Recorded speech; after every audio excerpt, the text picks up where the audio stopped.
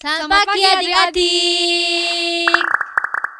Bersyukur ya, hari ini kita dapat berkumpul secara online lagi. Cici senang bisa ngeliat kalian bisa ibadah online.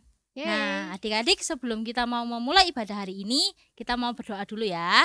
Yuk kita lipat tangan, kita tutup mata, kita berdoa. Selamat pagi ya Tuhan, terima kasih Engkau telah mengumpulkan kami di ibadah online pada hari ini. Tuhan, sebentar lagi kami akan memulai ibadah ini. Tolong sertai ibadah ini dari awal, pertengahan, hingga akhir.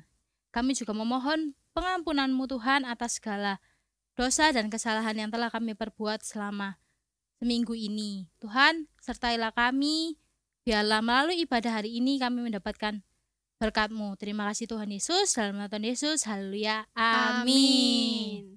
Nah, anak-anak, kita setelah 1 minggu berkumpul lagi di sini. Bahagia tidak? Kita bahagia enggak? Bahagia dong. Nah, karena kita bahagia, maka hari ini kita menyanyikan hari ini ku rasa bahagia. Yang berbahagia, ayo bangkit berdiri.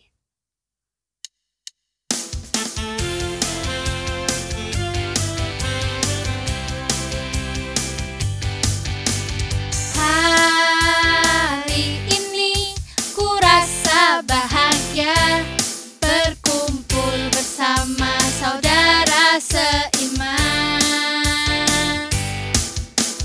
Tuhan Yesus telah satukan kita tanpa memandang di antara kita. Bergandengan tangan dalam kasih, dalam satu hati, berjalan dalam terang kasih Tuhan. Kau sahabatku, kau saudaraku, tiada yang dapat memisahkan kita. Kau sahabatku, kau saudaraku, tiada yang dapat memisahkan kita.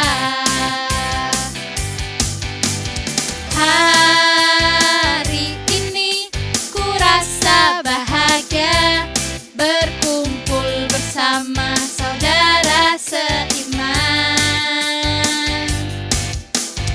Tuhan Yesus telah satukan kita tanpa memandang di antara kita.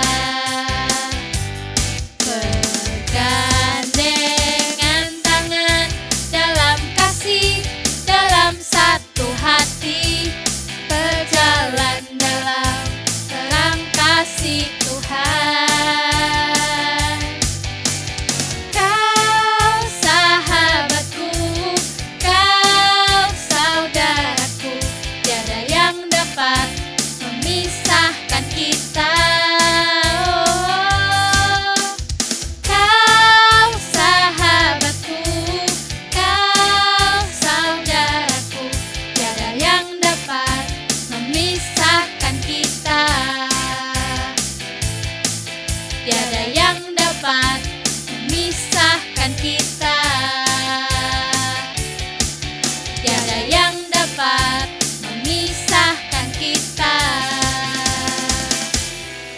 Wah, puji Tuhan. Nah, adik-adik, sebelum kita mau mendengarkan firman Tuhan, kita mau menyanyikan satu lagu lagi, Jaminan Mulia.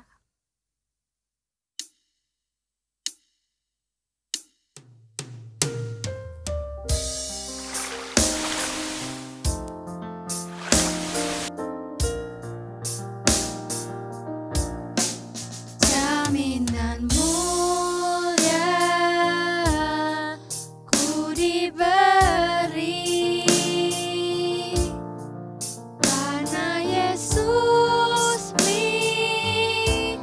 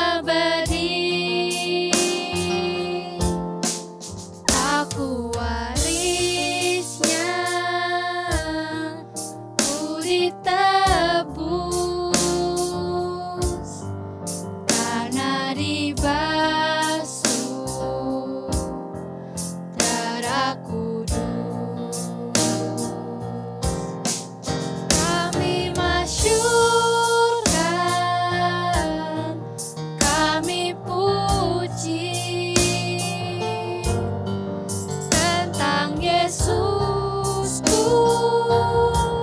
selamanya. Kami masyurkan, kami puji tentang Yesusku selamanya. Kami masyurkan, kami puji tentang Yesusku selamanya. Kami masyurkan, kami puji tentang Yesusku selamanya.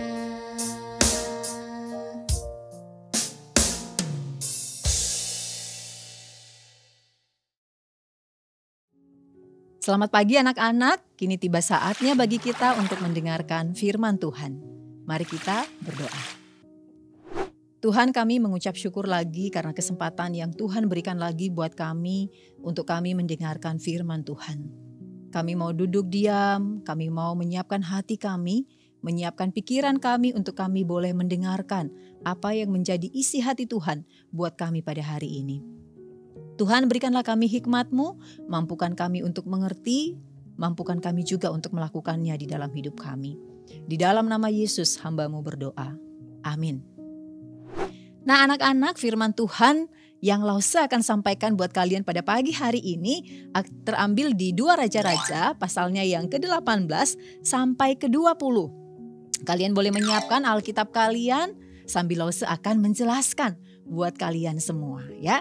2 Raja-Raja pasal 18 sampai pasalnya yang ke-20.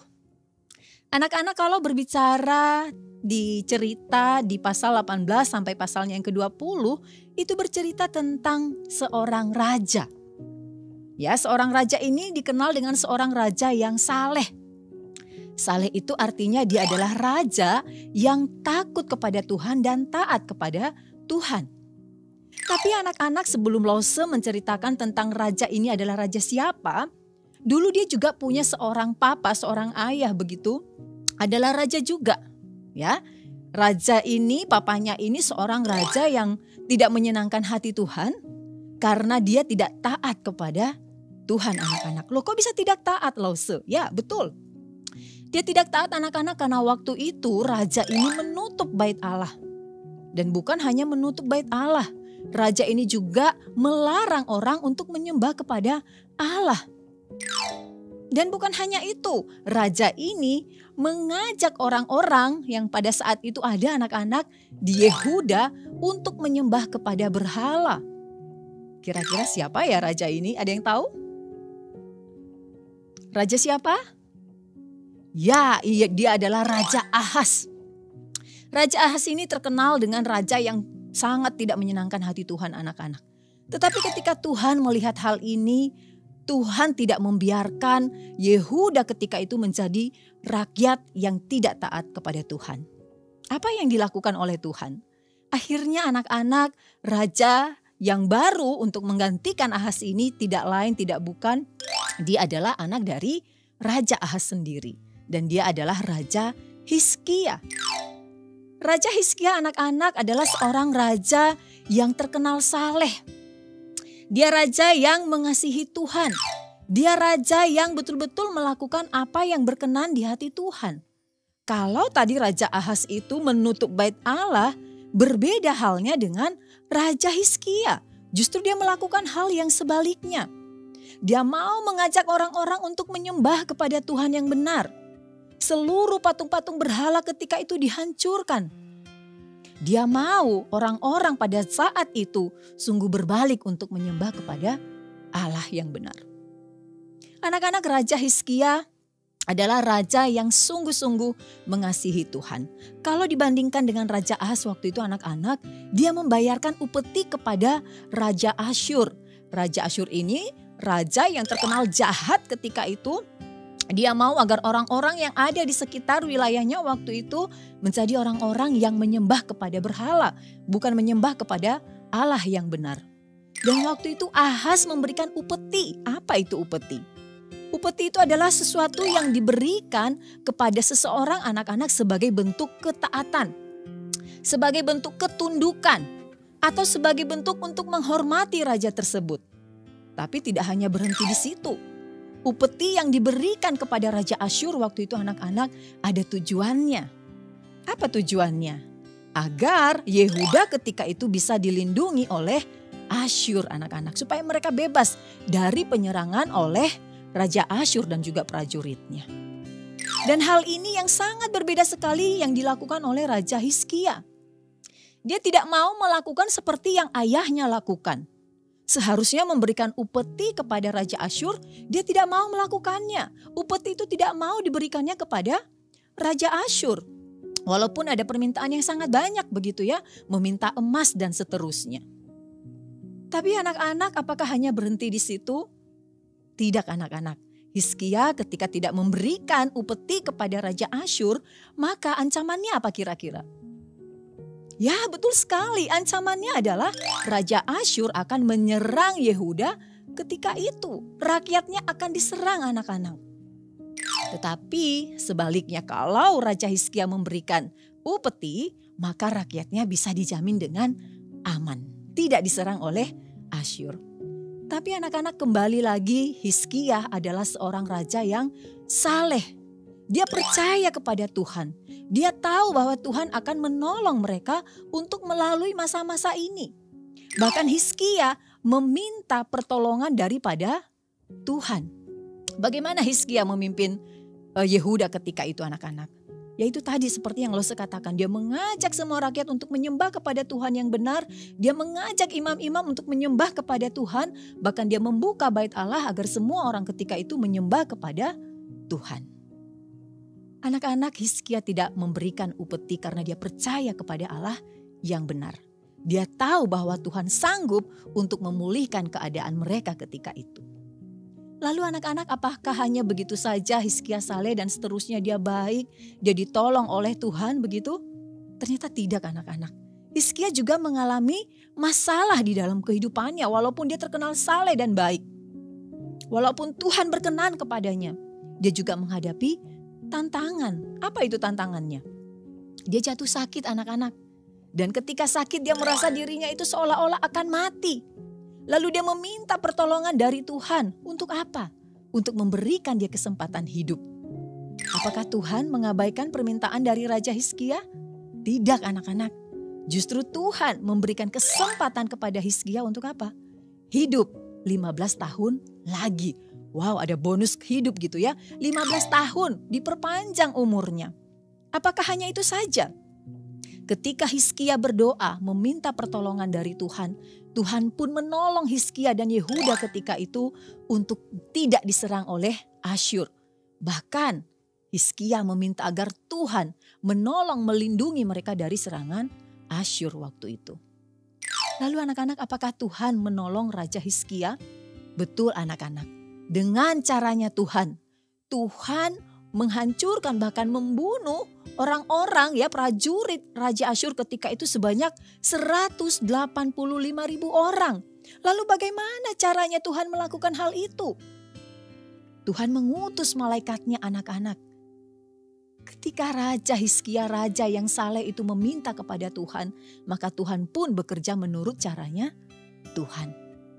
Anak-anak, dari sini kita bisa melihat Raja Hizkia yang saleh ini dilindungi oleh Tuhan.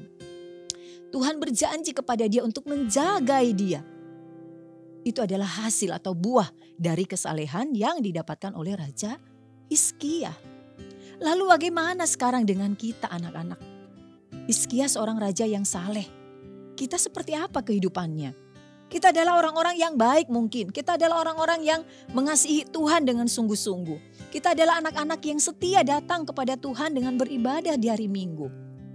Kita setia memberikan persembahan kita kepada Tuhan. Kita setia berdoa membaca firman Tuhan. Tetapi apakah dengan kesalehan kita lalu kita seolah-olah wah sudah gak ada masalah. Saya adalah orang yang saleh. Tuhan akan menjauhkan saya dari apapun. Tuhan akan menjagai saya dengan sesuatu yang Tuhan kerjakan dalam hidup saya. Anak-anak, ketika kita percaya kepada Tuhan, kita saleh anak-anak, kita menjadi anak yang baik, yang mengasihi Tuhan. Ingatlah bahwa Tuhan akan menolong dan memampukan kita untuk apa? Untuk menjalani kesalehan kita ini walaupun ada masalah. Misalnya ketika kalian, walau saya tidak bisa mengerjakan ujian saya, padahal saya sudah berdoa kepada Tuhan. Saya sudah mengerjakan PR ini dengan baik, saya sudah berlatih dengan baik, tapi saya tidak mampu. Anak-anak, walaupun kita menjadi anak yang sungguh-sungguh taat kepada Tuhan, Tuhan juga memberikan kesempatan bagi kita untuk melalui masalah. Tapi tindakan apa yang kita lakukan ketika kita menghadapi masalah? Apa kira-kira? Ya, seperti tadi yang dilakukan oleh Raja Hizkia. Apa yang dilakukan Raja Hizkia? Dia berdoa anak-anak. Dia berdoa kepada Tuhan untuk Tuhan campur tangan, menolong dia, melepaskan dia dari Raja Asyur. Tuhan mendengarkan doa dari Raja Hizkia. Bahkan Hizkia meminta kepada Tuhan untuk menyembuhkannya dari sakitnya. Dan apa yang Tuhan lakukan? Tuhan memberikan kesembuhan, Tuhan membebaskan Raja Hizkia dan rakyatnya waktu itu untuk apa? Jauh dari serangan Raja Asyur. Anak-anak, mungkin di antara kita ada pergumulan di tengah-tengah keluarga kalian masing-masing. Mungkin ada papa mama yang sedang dalam masalah. Walaupun kita udah rajin berdoa, Tuhan tolong papa mama saya yang lagi dalam masalah. Mungkin sudah mulai tidak saling mengasihi di dalam keluarga. Tuhan izinkan itu terjadi anak-anak. Tetapi ketika kita datang berdoa, meminta pertolongan dari Tuhan, maka ingatlah Tuhan akan menolong dan memberikan jalan keluar. Raja Hizkia anak-anak, dia juga sempat jatuh di dalam dosa yang sama seperti ayahnya lakukan. Dia sempat memberikan upeti, walaupun tadi di awal-awal dia tidak mau memberikan upeti itu kepada Raja Asyur. Tetapi ada kalanya di mana dia juga memberikan upeti kepada Raja Asyur untuk meminta Raja Asyur melindungi mereka dari serangan Asyur sendiri. Tetapi apakah kemudian Raja Hizkia terus-terusan memberikan upeti dan akhirnya mengandalkan Raja Asyur untuk melindungi mereka? Tidak anak-anak. Dia menyesal dengan apa yang dia lakukan. Dia datang memohon ampun kepada Tuhan. Dia meminta pengampunan karena dia sudah melakukan hal yang salah. Dan apa yang Tuhan lakukan? Tuhan mengampuni Raja Hizkia. Tuhan memberikan kesempatan kepada Raja Hizkia karena Tuhan tahu bahwa Hizkia adalah orang yang saleh, orang yang taat kepada Tuhan. Mari ketika kita punya masalah, kita datanglah kepada Tuhan. Apapun itu, berdoa kepada Tuhan. Mintalah pertolongan kepada Tuhan saja. Ingat anak-anak, raja yang sempurna hanya Yesus saja. Ada banyak raja di dunia ini dan mereka tidak sempurna.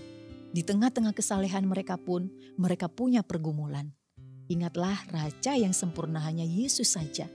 Dan itulah kesempatan bagi kita ketika kita tahu raja yang sempurna itu. Maka ini adalah kesempatan bagi kita untuk datang kepadanya meminta pertolongan.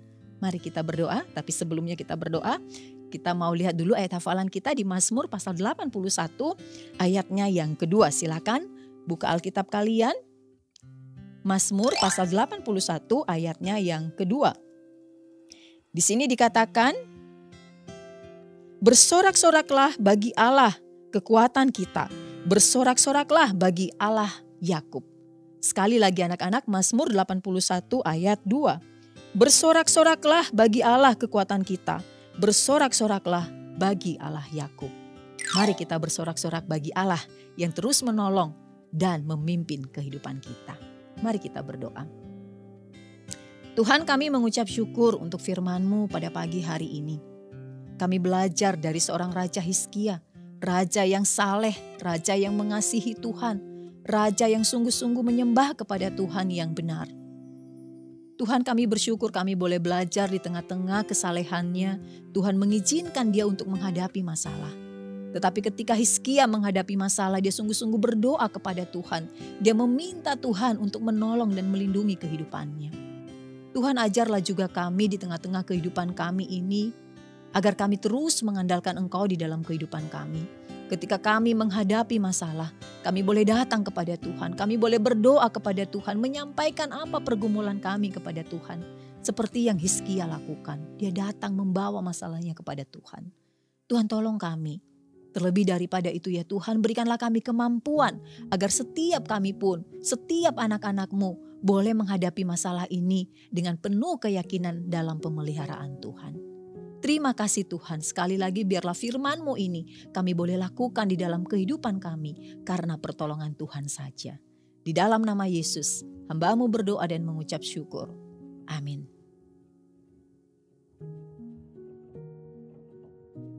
Nah, adik-adik, kita telah mendengarkan firman Tuhan. Sekarang waktunya kita untuk memberikan yang terbaik buat Tuhan. Kita mau memberikan persembahan. Untuk kalian yang ingin memberikan persembahan, kalian bisa transfer ke rekening GKA Gloria Pacar atau scan QRIS berikut ini.